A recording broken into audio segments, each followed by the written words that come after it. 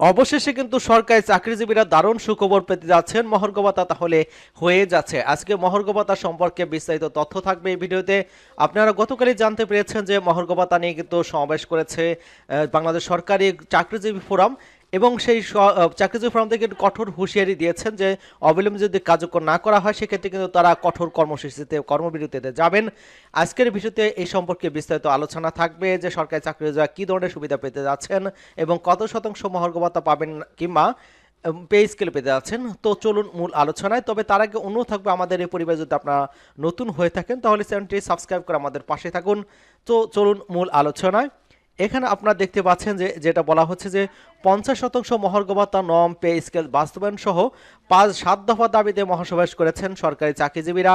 সমাবেশে আগামী 15 ফেব্রুয়ারির মধ্যে সব দাবি দেওয়া মেনে নেওয়ার আহ্বান জানানো হয়। অন্যথায় সারা দেশে সব অফিসে কর্মবিরতি কঠোর কর্মসূচির হুঁশিয়ারি দিয়েছেন তারা। শুক্রবার 7 ফেব্রুয়ারি সকাল 10টা থেকে রাজধানী কেন্দ্রীয় শহীদ মিনারে 11তম থেকে 20তম গ্রেডের সরকারি চাকরিজীবীরা এই সমাবেশে অংশগ্রহণ করেন। বিকেল পর্যন্ত এই সমাবেশ চলবে বলে জানিয়েছিলেন তারা। সমাবেশে প্রধান অতিথি ছিলেন নাগরিক ঐক্য সভাপতি মাহমুদুর রহমান মান্না। এতে বিশেষ অতিথি ছিলেন গণসংহতি আন্দোলনের প্রধান সমন্বয়কারী জোনায়েদ সাকি। মাহমুদুর রহমান মান্না বলেছেন, সরকারি চাকরির সব গ্রেডে কিন্তু চরম বৈষম্য বিরাজমান। শতাংশের হারে কিন্তু বেতন বাড়লে কারো 3,000 টাকা আর কারো 30,000 টাকা বাড়ে। তার মানে তেল মাথায় আরো তেল ঢালা হয়, আর যার মাথায় তেল নেই তার আরো শুকিয়ে যায়। তিনি আরও বলেছেন যে এই সরকারি বৈষম্যবিরোধী আন্দোলনের মাধ্যমে চেয়ারে বসেছে, কিন্তু তারা কোনো বৈষম্য নিয়ে নিজেরা কথা বলে না, কোনো বিবৃতি দেয় না। আপনারা যারা বৈষম্য নিয়ে রাস্তায় নামেন তাদের কারোর সাথে সরকার শোনে, আবার কারো কথা শোনে না। এজন্য কারো সরকারের বাতাস দিতে হবে, পরে ঝড় তুলতে হবে। 1 বা 2 লাখ লোক জড়ো করে আনেন, তারপর দেখবেন দাবি দেওয়া এমনি মেনে নেবে। এবং সমাবেশে সরকারি চাকরিজীবীরা বলেন, প্রজাতন্ত্রের কর্মচারীরা নিরসভাবে কিন্তু মানুষের দিয়ে সাহায্য করে সেবা দিয়ে আসছে। তারা যৌক্তিক দাবি নিয়ে রাস্তায় নেমেছেন। অবিলম্বে 7 দফা দাবি মেনে নিতে হবে। আগামী 15 ফেব্রুয়ারির মধ্যে যদি দাবি দেওয়া মেনে না হয় তাহলে সারা দেশে সব সরকারি অফিসে আমরা কঠোর কর্মসূচিতে বাধ্য হব। এবং এখানে কিন্তু 7টা দাবির কথা বলা হয়েছে। 7টা দাবির মধ্যে প্রথমে যে দাবিটা রয়েছে যে নবম পে স্কেল বাস্তবায়নের লক্ষ্যে পে কমিশন গঠন এবং পে স্কেল বাস্তবায়ন পূর্ব পর্যন্ত অন্তর্বর্তীকালীন সময়ের জন্য 50% মহার্ঘ ভাতা সেটা জানুয়ারি 2025 থেকে কার্যকর করতে হবে। যে সকল কর্মচারী মূল বেতনের শেষ ধাপে উন্নতি হয়েছেন তাদের বার্ষিক বেতন বৃদ্ধি নিয়মিত করতে হবে। বেতন স্কেলের বৈষম্য নিরসনের জন্য 10 ধাপে বেতন স্কেল নির্ধারণ পে কমিশনের কর্মচারীদের প্রতিনিধি রাখতে হবে।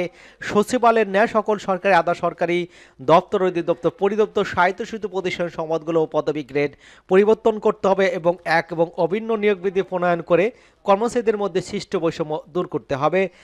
2015 সালে যে পে স্কেল, সেই গেজেট প্রত্যাহারকৃত টাইম স্কেল যেটা রয়েছিল সেটা কিন্তু পুনর্বহাল করতে হবে, এমনটা কিন্তু তারা জানিয়েছেন। বাজারে লাগামহীন উদ্যোগ করতে জীবনযাত্রার ব্যয় বৃদ্ধি এবং মূল্যস্ফীতি বৃদ্ধির ব্যয় বিবেচনা করে পদীয় সকল ভাতা পুনর্নির্ধারণ এবং 11 থেকে 20তম গ্রেড রেশন ব্যবস্থার প্রবর্তন এবং সরকার প্রদত্ত গৃহঋণ সুবিধা সহজীকরণ করতে হবে। এরকম কিন্তু 7টা তারা দাবি করেছেন। এবং এখানে যেটা দেখতে পাওয়া যাচ্ছে, নবম পে স্কেলে বাস্তবায়নে 50% মহার্ঘ ভাতার দাবিতে যে সমাবেশ করেছেন, এখান থেকে কিন্তু যেটা দাবি যে অবিলম্বে এই দাবি তাদের মানতে হবে, 7 দফা তাদের মানতে হবে, না মানলে কিন্তু কঠোর কর্মসূচি যাচ্ছেন। এবং ইতিমধ্যে আমরা দেখেছি যে কর্মচারীরা পুলিশের একসময় কিন্তু কর্মচারী যখন এই আন্দোলন শুরু করেন তাদের ছত্রভঙ্গ করে দেওয়া হয় এবং পুলিশ আন্দোলনকারীদের তাদের সঙ্গে কথা বলেন এবং পরে তাদের 7 সদস্যের একটি প্রতিনিধি দলকে কিন্তু যমুনায় যাওয়ার সুযোগ দেওয়া হয়। বিকেল 3:30টার দিকে তারা দাবি নিয়ে সমৃদ্ধ স্মারকলিপি নিয়ে যমুনায় যান। সরকারি কর্মচারী দাবি আদায় ঐক্য পরিষদ এর সমাবেশে প্রধান অতিথি হিসেবে কিন্তু উপস্থিত ছিলেন নাগরিক ঐক্য সভাপতি মাহমুদুর রহমান মান্না। এখানে যেটা বলা হচ্ছে যে আপনারা নিজেদেরকে গুছিয়ে আন্দোলন চালিয়ে যান, কোনোভাবে কিন্তু গণতন্ত্র ব্যাহত করা যাবে না। গোনা থাকি আর বলেছেন যে কর্মচারীদের পেটে ভাত দিতে হবে, দ্রব্যমূল্য কমাতে হবে, কর্মচারীদের ন্যায্য দাবি মেনে নেওয়া উচিত সরকারের। সরকারি কর্মচারীরা বলেন যৌক্তিক দাবিগুলো অবিলম্বে মেনে নিতে হবে। প্রজাতন্ত্র এবং কর্মচারীদের নিরলস মানুষের সেবা দিয়ে আসছে, তাই তাদের সঙ্গে বৈষম্য মানবে না। সাধ্যবদ্ধ দাবি না মানলে কিন্তু আগামীতে সারা দেশে কঠোর কর্মসূচি ঘোষণা করা হবে। এবং 15 ফেব্রুয়ারির মধ্যে দাবি বাস্তবায়ন ঐক্য পরিষদের পক্ষ থেকে দেশব্যাপী কর্মসূচি ঘোষণা করবে। কর্মসূচিগুলো হলো 16 থেকে 22 ফেব্রুয়ারি সপ্তাহব্যাপী সারা দেশে সরকারি অফিসগুলোতে দাবি সংবলিত ব্যানার সাটানো, লিফটের বিতরণ, বিভিন্ন রাজনৈতিক দল, সুশীল সমাজ, মিডিয়ায় যোগাযোগের মাধ্যমে নারী সপক্ষে জনমত গড়ে তোলা হবে এবং আগামী 23 থেকে 28 ফেব্রুয়ারি সব অফিস, প্রধান উপজেলা নির্বাহী কর্মকর্তা, জেলা প্রশাসক, বিভাগীয় কমিশনার, সচিবালয় কর্মচারী বিষয়ে অবহিত করে স্মারকলিপি দেওয়া হবে এবং যদি তারা না মানে সেক্ষেত্রে কিন্তু একই মাস থেকে কর্মবিরতিতে যাবেন কর্মচারীরা। আসলে ঠেলায় পড়লে কিন্তু সেটা মেনে নিতে বাধ্য হবে বলে আমরা মনে করি। এইটা আর সফলতা আনার জন্য আপনাদের সবাইকেই সমাবেশ এবং বিভিন্ন কর্মসূচি যেটা দেয় সেটাতে কিন্তু আপনাদের অংশগ্রহণ করতে হবে, তবেই কিন্তু এটা সফলতার মুখ দেখতে পারবেন। তো আজকের আশা করি আপনারা বুঝতে পারেন আজকের ভিডিও এই পর্যন্তই। সকলকে ধন্যবাদ জানাচ্ছি এবং আমাদের চ্যানেলকে যারা এখনো সাবস্ক্রাইব করেনি চ্যানেলটি সাবস্ক্রাইব করে আমাদের সাথেই থাকুন।